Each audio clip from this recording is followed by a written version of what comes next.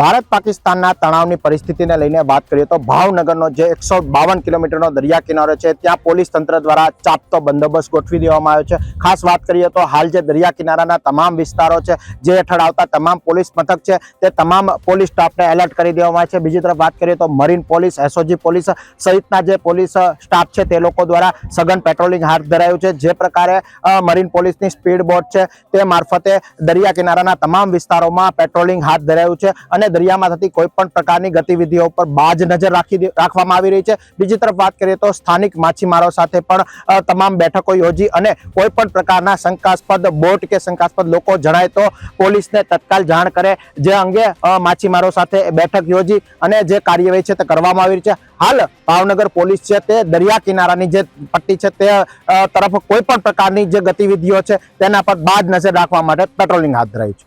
Alpesh Dabhi, TV13 Gujarati, Ghogha, Bhavnagar.